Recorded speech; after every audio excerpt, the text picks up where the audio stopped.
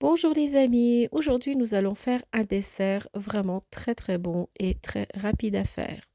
Alors pour cela il nous faudra un grand verre de sucre, 4 œufs, un sachet de levure chimique, un sachet de sucre vanille. Ensuite de la même quantité de verre il nous faudra un verre de semoule, un verre de farine. Avec le même verre il nous faudra de l'huile, du pavot et un verre de lait. Et ensuite, il nous faudra aussi un sachet de chantilly, avec lequel on aura besoin aussi de 200 millilitres de lait. Il nous faudra un mixeur et un plateau spécial pour faire ce gâteau. Alors, j'ai déjà mis les œufs dans mon saladier et on va les mixer avec le sucre déjà pour commencer. Et on va blanchir les œufs. C'est comme un cake, mais c'est pas vraiment un cake, car ça va être un dessert traditionnel turc qui s'appelle revani, mais cette fois-ci, il y aura des pavots à l'intérieur et vous allez voir, ça va faire toute la différence car il y aura vraiment des morceaux de pavots craquants à l'intérieur de notre dessert. Là, on va bien blanchir nos œufs avec le sucre en poudre. La quantité de vos verres va être environ de 200 grammes. Et avec le même verre, vous allez faire le sucre, la farine, la semoule, le lait. Donc c'est tellement facile à retenir du moins les quantités. Voilà, j'ai bien blanchi les œufs avec le sucre. Maintenant, on va rajouter le reste des ingrédients. Je vais mettre la semoule, l'huile directe dans mon saladier. Pareil pour la farine, le pavot. Pavot, en général, on met un verre entier, mais moi, je préfère utiliser la moitié d'un verre. Ça suffit largement, car tout le monde n'aime pas. Donc voilà, ça fait vraiment un demi-verre. Ensuite, à la fin, je vais rajouter aussi la farine, le sucre vanille et la levure chimique. Après avoir rajouté tout ça, on va mixer. Et à ce moment-là, je vais mettre mon four à préchauffer. On va l'allumer à 180 degrés, car tout à l'heure, on va mettre notre gâteau au four. Et en attendant que notre gâteau cuit, on va faire le sirop au sucre. Voilà, maintenant on peut commencer à mixer le tout. Mon mixeur, j'en suis très satisfaite. Je peux vous le conseiller. Je vous mettrai un lien en bas de la vidéo si vous êtes intéressé, car il a plusieurs niveaux de puissance et il a un turbo. Et ça fait que c'est très très rapide, très facile d'utilisation. D'ailleurs, j'ai fait une vidéo récemment. Je vous mettrai le lien en bas en description.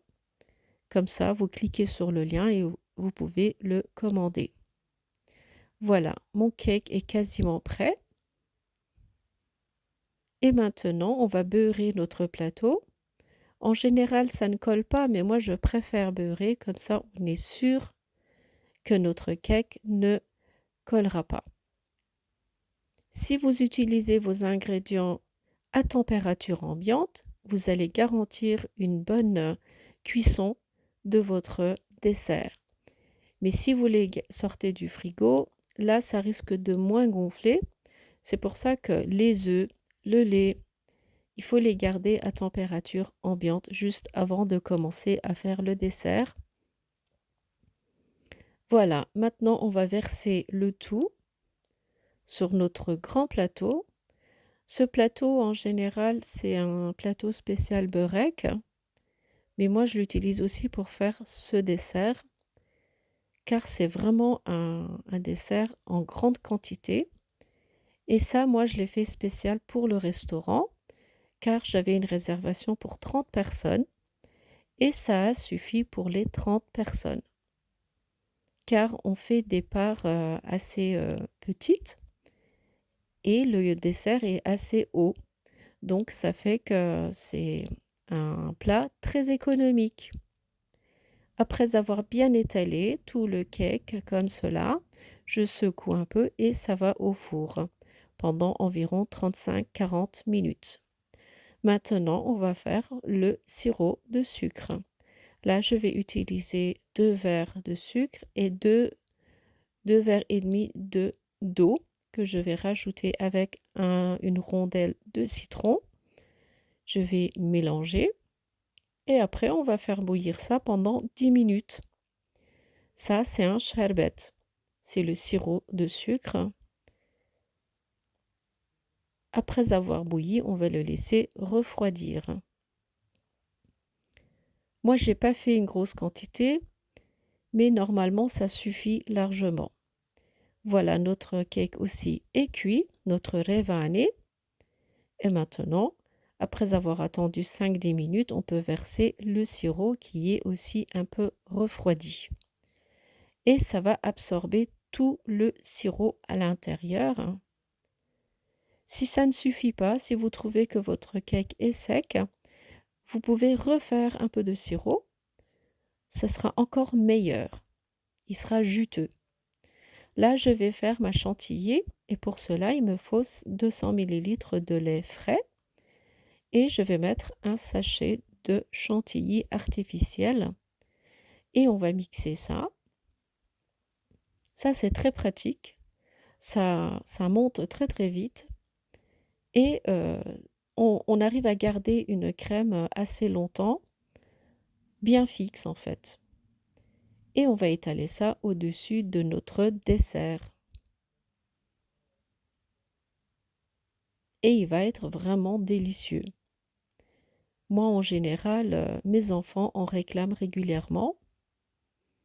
Et en même temps, c'est un plat vraiment très économique.